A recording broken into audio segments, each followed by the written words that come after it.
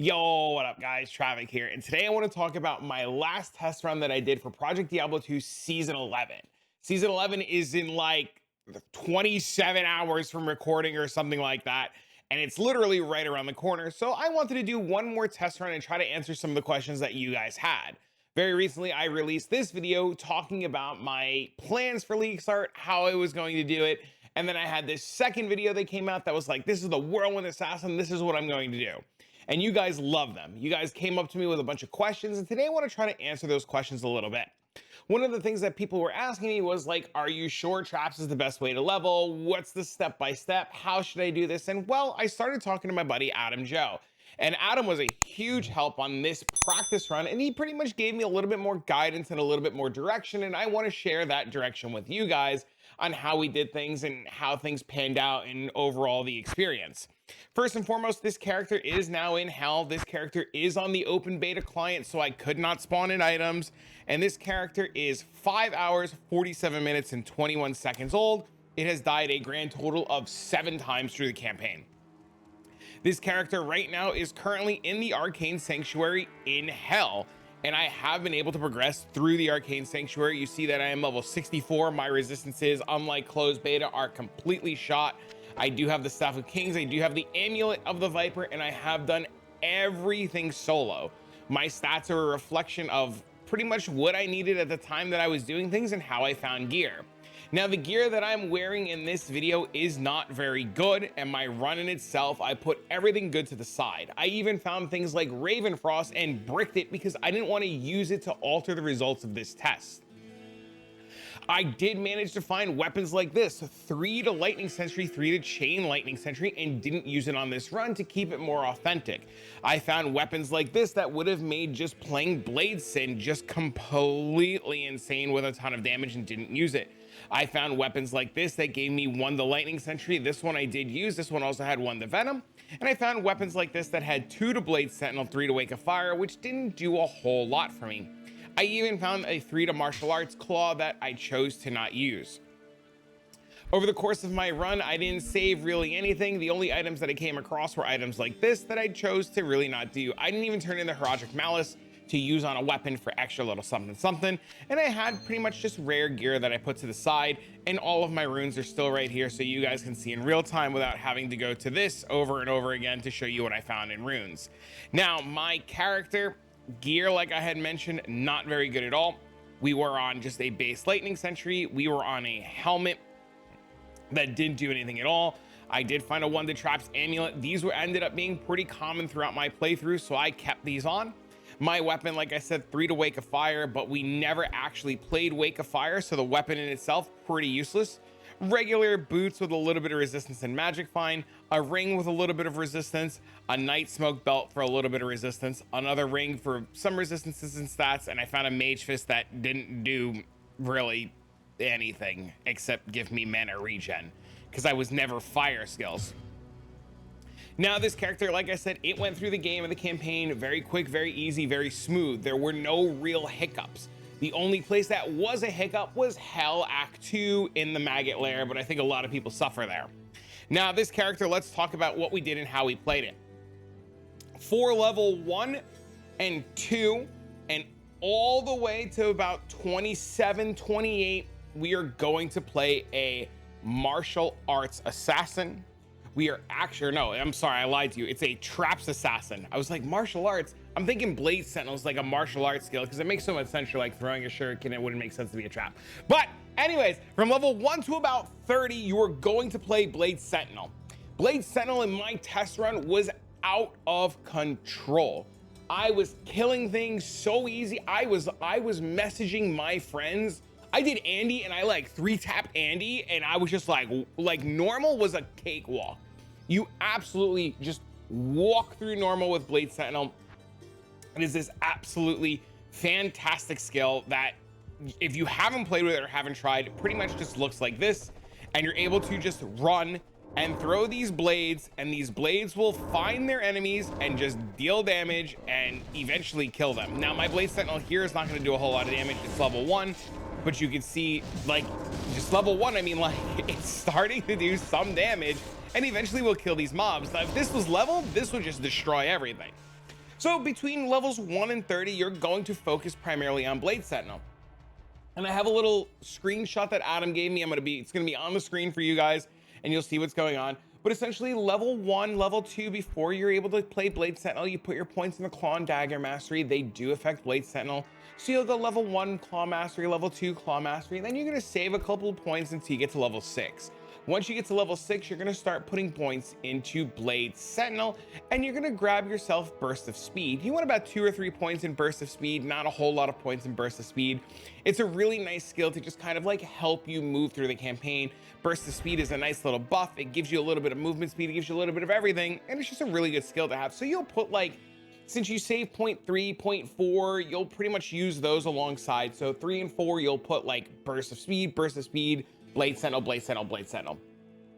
Now, you're gonna do Blade Sentinel for the rest of the way. The only time that you're going to deviate and the only time you're going to change things is a little bit later down the line. You're going to want a Shadow Warrior. This Shadow Warrior is fantastic. I truly underestimated just how impactful this character was going to be on my run through and my experience. This character just copies everything that you're doing. So if you're throwing a Blade Sentinel, it will throw a Blade Sentinel. If you're placing a trap, it will place a trap. If you are throwing a firebomb, it will throw a firebomb. It will copy your skills and triple, quadruple, double, quintuple your DPS. It is crazy. It is out of control.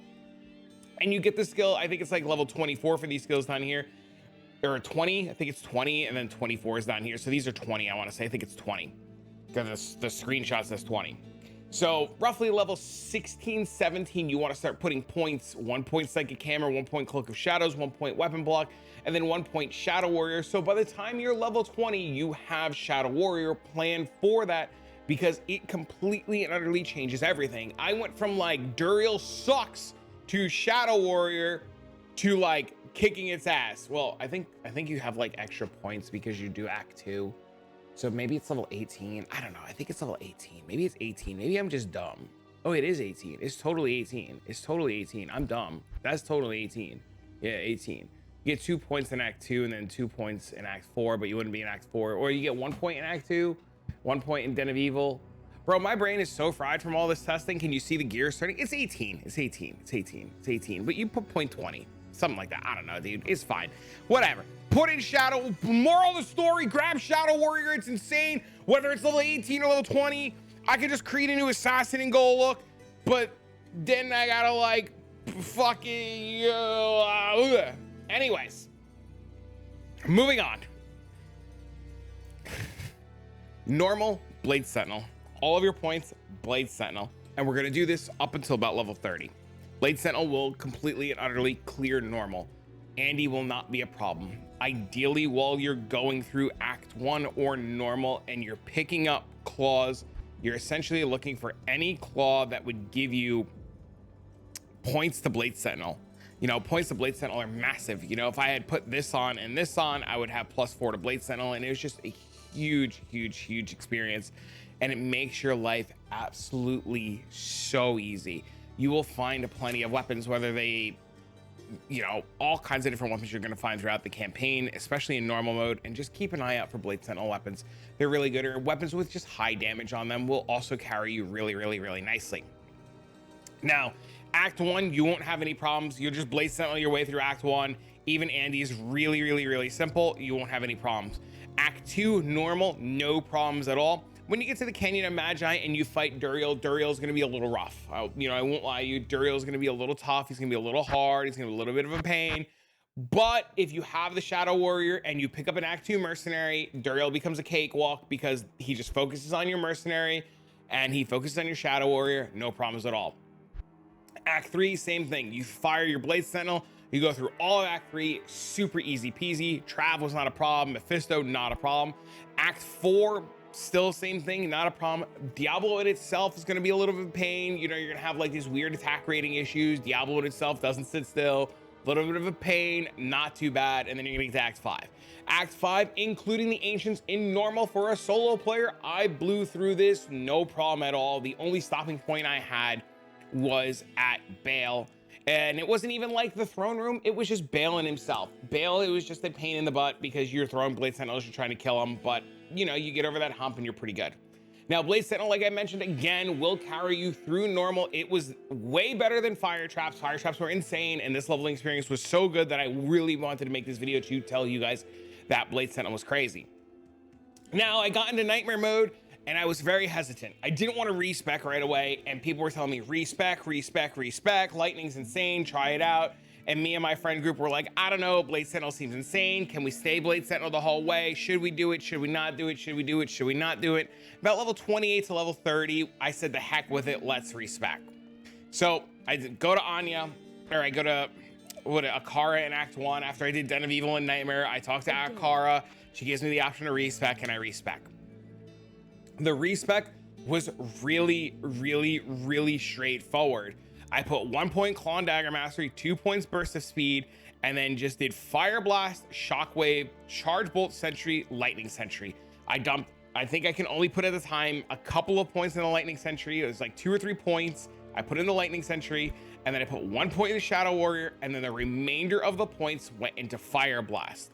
What's really interesting about playing the Lightning Sentry Assassin is Lightning Sentry is actually completely crazy. It's completely off the charts, and you're going to see it in a minute. And as you level it, starting in Nightmare, all the way up to the point that I'm at now, it is just crazy. Every time you level and put a point into Lightning Sentry, it's just more and more and more insane. And what's even wild is that Fire Blast is a synergy for Lightning Sentry, and Lightning Synergy is a synergy for Fire Blast. So the Fire Trap scales off the Lightning Trap, and the Lightning Trap scales off the Fire Trap. So because we've already dumped a bunch of points in the Fire Blast, Lightning Sentry is doing a ton of damage. And since we're maxing out Lightning Sentry, Fire Blast is doing a ton of damage. Why is this important? Well, in Nightmare, it won't be too much of an issue, but when you eventually make it over to Hell, you're going to run into mobs that are going to be lightning immune or fire immune, because that's just what happens in Hell. And what you're going to have to do is you're going to have to find a solution to killing these mobs. So these fire immune mobs won't die to Flame Blast, but these mobs will die very easily to Lightning Sentry Trap. And if we found mobs, I think there's mobs in the Cold Plane that are lightning immune, they die very fast to Fire Blast. So you can see right here, I have Fire Blast on my left click. I'm actually gonna move my face over so you guys can see this a little bit easier. But I have Fire Blast on my left click, Lightning Sentry on my right click, and this made Hell super easy.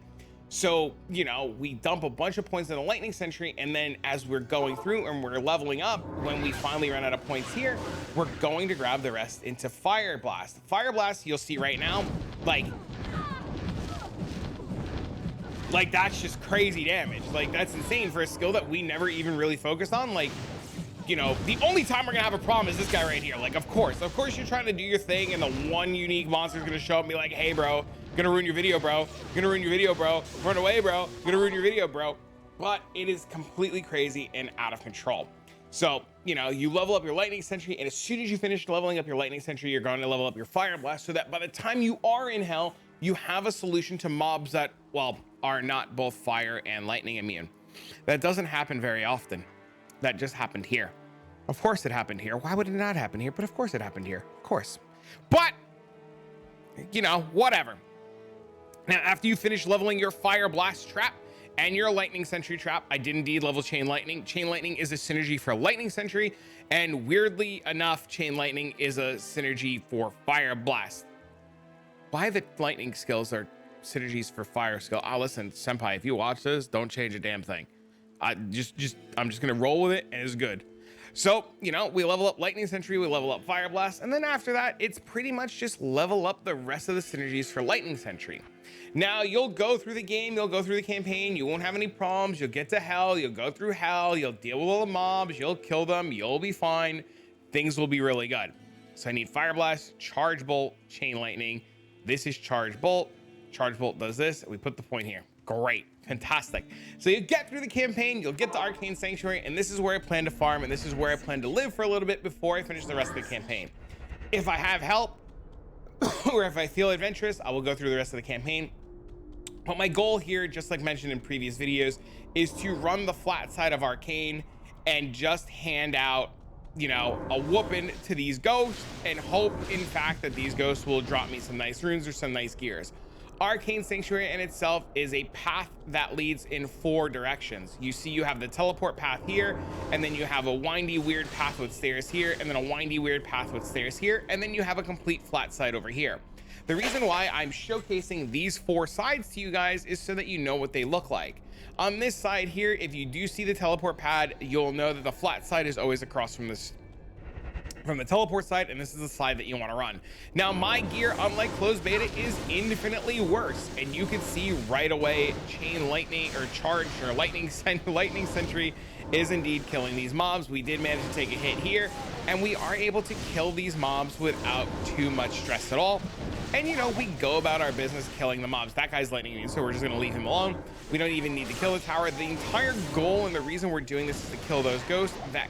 Those ghosts have a really high chance of dropping us runes, and then this is just what we're gonna do. We're gonna live here, we're gonna get our character stronger, we're gonna get our character faster, we're gonna farm experience, we're gonna farm runes, we're gonna try to get upgrades, we're gonna make trades, and we're gonna take advantage of all the things that are gonna drop down here, both including charms of all different types, all different kinds of rare items, all kinds of magic items, any random uniques, any jewels that we find, and we're just gonna run this over and over and see what we get. And occasionally we're gonna get lucky, and we're gonna run into the boss just like we did here. We're gonna make sure that we kill him so that we don't have any problems at all. We wanna make sure that we kill the summoner every single time due to the fact that he can drop us keys. Keys are very expensive early. Well, maybe not super duper expensive early, but they're expensive enough that if you get a handful of keys, you could trade them off and go buy yourself some nice upgrades. Every point from here, every single tiny upgrade is going to make your character stronger and stronger and better and better. And I'm actually gonna show just how impactful small upgrades are in a second. Let's kill the summoner. Let's see what we get. We didn't get anything too good, and we're just gonna reset. Usually I would go run the other side, but we're just gonna reset, and I wanna show something else to you guys. Something that I learned about that I'm gonna hide my face for is running or starting a new game to do this run from here to the waypoint kind of sucks. So if we type .set-home -1, it'll set our town to Act 1. So what that means is if I make a new game now, it'll spawn me automatically in Act 1. So that's .set-home space and then a town number, 1 being Act 1, 2 being Act 2, 3, 4, and 5. And I can set myself a hometown. So now we're set here. I'm able to just run here and I go straight to the Arcane Sanctuary, no problem at all. Now, I had mentioned that upgrades for this character become very impactful, and it's something you should keep an eye out for. Now, this has 1 to Lightning Sentry, 2 to Shockweb. I'm going to take this one off because this claw doesn't do anything, and I'm going to put this claw on to kick up the level of my Lightning Sentry. And we're just going to take a quick second to look at what happens here. My Lightning Sentry is 4624 with the new claw on. If I take this claw off, it's almost 1,000 damage less. So you can see right away just the difference in damage swapping these 2 claws out. And now when we go back into Arcane Sanctuary, you're going to notice a completely different feel to the event. Things are going to be a little bit harder or a little bit easier depending on how you want to look at it. And you'll see just the impact that small pieces of gear are absolutely going to have on your character. You see random necklace plus +1 skills. And these random tiny little upgrades, whether it be from base levels, whether it be from claws like the one I just looted, will always have more and more of an impact, making your farming experience that much faster and that much better. And you can see these champion mobs are, I don't know if they're champion or rare or what they're called. They're dying relatively quickly. And there's a big bunch of packs here. You know, we're taking hits. We're doing our thing. We're running away. We're kiting them. We're almost dead. I guess we're dead. Holy dude, that is so embarrassed. Somebody's gonna watch this video and be like, boy, you suck. I'll be like, yo, boy, you right. You damn ass right. I got shit for gear on, bro. I don't know what to tell you. Bro, I didn't put real gear on this entire time, bro. I don't wanna hear it. But you see, we managed to kill all of those mobs. Everything's dead. We died to the only thing that was immune because why not? And we go back about our business, looting everything, killing everything, and you know, you can see the damage is just a lot better. Of course, the damage sometimes might look like ass cheeks because that's lightning, and lightning can roll on the low side of the 4,000 or the high side. But you saw right there that guy got completely clipped. Now, if you don't want to play with lightning sentry, chain lightning is also another really cool trap. I like this trap a lot. It does a lot less damage, but it's really interesting. It makes targeting a little weirder, a little more cooler. It bounces all around. It's just another way to like play with it. You don't have to play with lightning sentry trap. I think it's another really cool, or chain lightning trap. I think it's just another really cool one, and one that I was going to experiment with, but a lot of you guys yelled at me. You're like, ah, do that. No, no, no, don't do that. You play with a better trap. It's all right. You got me. I'll play with the better trap. So yeah, this is my plan. This is my character. I figured I'd give you guys a little bit more insight on what's going on, showcase to you guys how it's working, what the plan is, and I'll just sit here inside of Arcane until I have gear, or the people that I'm playing with want to push further, or if my friends want to help me get through, or if I feel adventurous and want to go to Act 3. You know, there's so many different things that can happen, you know, the day of reset. You know, you're in Arcane, you're feeling a little, you know, a little antsy, you want to push, you don't want to farm anymore, you want to go through the campaign, you want to go check out different zones, you know. But all in all, the plan, farm, get to Omrune, and then go play some Whirlwind Assassin, man. That's just the plan. But I'm really excited for tomorrow. I can't wait. And like I said, I just wanted to give you guys another perspective, a little bit more detail about how I'm going to level, what I'm going to do, what my plan is. And this way, if you guys had some questions, hopefully this answers some questions for you guys. And if you have more questions, feel free to leave a comment down below. Come stop by the live stream. I'm going to be live all weekend streaming the game. More than happy to answer a lot of your questions and interact with you guys. Or if you want to just leave questions here, you can leave questions here. My Discord's also going to be insanely active all weekend long with people playing Project Diablo 2. You can come by there and ask a bunch of questions there. But for now, I mean, you know, I'm just going to go do some more practicing. I'm going to get ready for, you know, I'm gonna get ready for Friday, and I'm just gonna kind of see where you know, where the wind takes me at the end of the day. Why couldn't you be traps? You had one job, Helmet. One job. Traps. Literally one job. Of course you failed me. Of course. But for now, friends, I'm gonna leave this video to you guys. I'm gonna go work on getting ready for tomorrow, and I'll see you all in the next one.